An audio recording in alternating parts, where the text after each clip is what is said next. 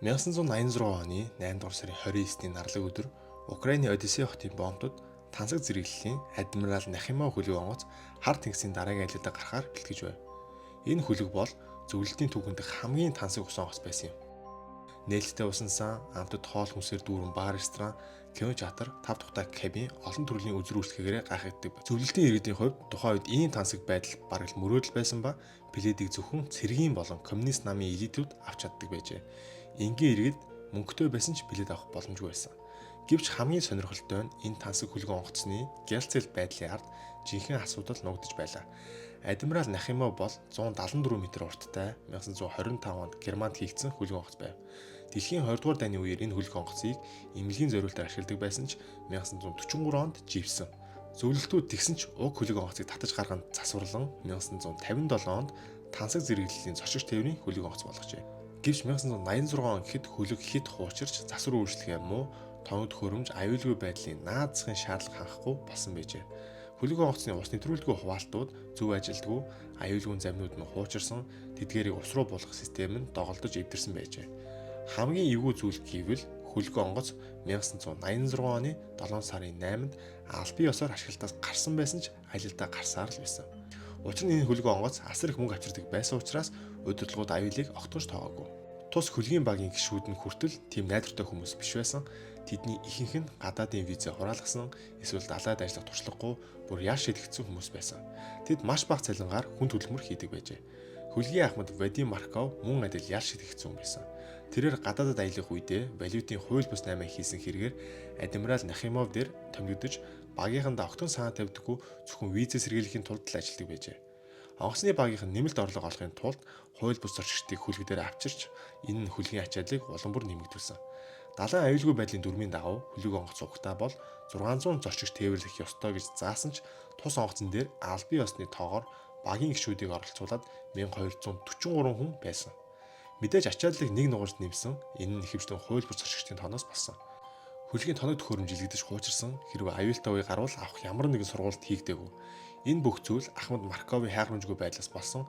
Ажил эхэлснээс 2 хоногийн дараа буюу 1986 оны 8 дугаар сарын 31-ний үдээс хойш адмирал Нахимов Новороссийскийн бомбод хүрч. Зорчигчид хэдэн цагийн турш хоттой танилцж орой 22 цагт хөлөг үргэлжлүүлэн хөдлөх ёстой байв. Гэвч Одиссей мужийн КГБ-гийн дарга, дотоодын аюулаас хамгаалах газрын дарга түүний гэр бүлийг хүлээсний улмаас хөлөг 10 минутын хоцрогдолтой хөдөлжээ. Энэ жижигхэн хоцрогдол түүхийг өөрчилсөн. Адмирал Нахимов хөлгийн зам Петр Василев хэмээх ачаа тээврийн хөлөгтөө огтлцсон. Далайн дүрмийн дагуу зорчигч тээврийн хөлөг онгоц ачааны хөлөгт зам тавьж өгөх ёстой байдаг. Тэгсэн ч эргийн станцын ажилтан Петр Василевийн ахмад Виктор Ткаченкод зорчигч тээврийн адмирал Нахимов хөлөгт зам тавьж өгөхийг шаардсан. Ткаченко туршлагатай ахмад байсан ч хитрхи өөртөө итгэлтэй зарим үед хөлгөө бусад хөлөг онгоцтой хэд ойрхон өнгөрүүлдэг байсан. Түүний хөлөг бол Японд үйлдвэрлэгдсэн шинэ хүчирхэг хөлөг байсан ба урт талдаа Bulbos Bow хэмээх хур доктортой байдлыг нэмэгдүүлэх хошуутай байв. Адмирал Нахимов дээр Ахмад Марков хяналтын өрөөнөөс гарсан байсан ба хөлгийг 2 дугаар туслах Александр Чудновский удирдах байжээ. Марков энэ үедээ КГБ-гийн даргатай хувийн оройн зүг барихаар өрөөндөө байсан гэдэг. Зорчигчид диско, концерт, кино үзцгээж онгоцны үйлчлэгээний тав дахыг эдэлж байв. Гэвч Чудновский Петр Василевийн гэрлийг хараад хөдөлгүүр хит их ойрцныг анзаарчээ. Тэр радио холбоогоор хэд хэдэн удаа холбогдож аюулын талаар анхааруулсан ч Ткаченкогийн багаас бүх зүйл хэвэн гэсэн хариу өгчээ. Оройн 23 цаг 5 минутад хөдөлгүүрийн хоорондын зай 3700 м байсан. Чудновский хөлгөө баг зэргээр хазаалгасан. Гэвч Петр Василевийн тоног төхөөрөмж энэ жижигхэн өөрчлөлтийг илрүүлээгүй. Ткаченко зөвхөн радарынхаа мэдээлэлд найдаж адмирал Нахимовын гэрлийг үл томсорсон. 23 цаг 10 минут буюу 5 минутын дараа хөлгүүрийн хоорондын зай 125 м болж Чудновскийн хашгираа радиогоор сонсогдсон. Тэр Петр Василевийг зогсохыг шаардсан ч бүх зүйл хитрхи оройтсон байлаа. Хоёр хөлөг хоёулаа баруун тийш хазаасан ба 6 секундын зөрүүгээс болж Петр Василев адмирал Нахимовын баруун талд хушуугаараа мөргсөн. Мөргөлдсөний дараа адмирал Нахимовын гэрэл унтарч эмх замраагүй байдал үүсч эхэлсэн. Зорчигчид нарийнхан коридороор гүйлдэж хүүхдүүдээ хайж эсвэл тавцан руу цуццгаасан. Хагас минутын дараа хөлөг баруун тишээ хүчтэй хазааж зогсох боломжгүй болсон. Хөгжмийн танхимд олон зорчигчид хуйлагдсан панорамик цонх руу шахагдаж хөдөлж чадахгүй аврагдах боломжгүй болсон. Гал сүнөөгч далайчин Геннадий Саров Титаникийн тухай ном уншиж байгаад мөргөлтийг мэдэрч хяналтын өрөөрөө гүйсэн. Тэнд тэр ороод хөлөг онгоц живж байгааг ойлгосон байна. Ахмад Марков зөвхөн цамцтай өмдгүү ирж аюулгүй тохиог өөрөө өгүүлгүй сандран туслахтаа тушаагаад явжээ. Гэвч дохио хизээч дуураагүй, аюулгүй зайв ус руу буугаагүй. Цахилгаан хаан үж минутын дотор унтарч тоног төхөөрөмж ажиллагаагүй болсон. Инженер Валери Плов киноны өрөөнөөс кабины аюулгүй фантазиг аваад тавцан руу гүйсэнч хөлөг хазааж тэр унжээ. Тэр хөлгийн зойронд механикчдыг хараад гинэт шал голоороо хуваагдаж тэднийг завсраар нь унаж ахыг хараад шокнд орсон. Шин далаач Вячеслав Сербин анхны аялалд гарч байсан ч тэр аюулгүй фантаз аваад тавцан дээр гарсан. Түүний найз хууль бус зорчигч охиндоо кабинда байсан ч мөргөлдсөн хэсэгт нас барсан байжээ. Петр Василевийн хошуу Адмирал Нахимовын хажуу хэсэг тенсний талбай 3-1 хэмжээтэй нүх гаргасан. Энэ нүхээр орсон ус бойлгөрийн өрөө, хөдөлгүүрийн өрөө, хүнсний агуулга, төрсний савны хэсгийг дүүргэсэн.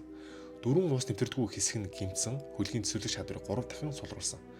Түүнээс гадна хуваалтуудын хаалга онгорхой, доод тавцангийн цонхнууд нээлттэй байсан усыг улам хурдаа оруулсан. Титаник 2 цаг 40 минутын дотор живсэн бол Адмирал Нахимов ердөө 8 минутын дотор живсэн. Хөлөг живхэд хөлгийн багийнхан 15-аас 20 аврах зай ус руу буулгасан.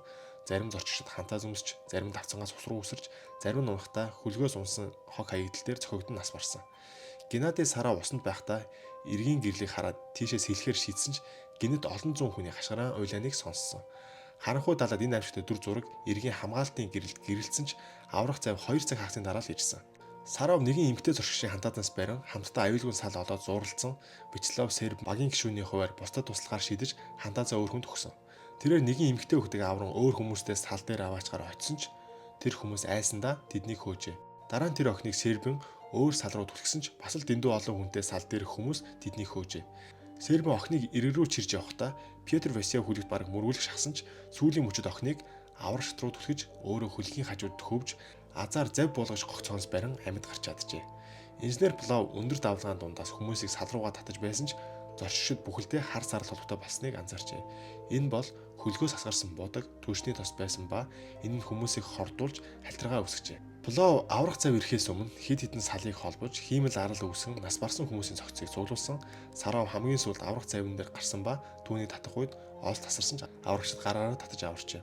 Аврах ажиллагааны эхний цагт 500 орчим хүн салан дээр 255 хүн аврах цав болон мөргсөн Петр Василевийн хөлгийн багийн тусламжтайгаар аврагджээ.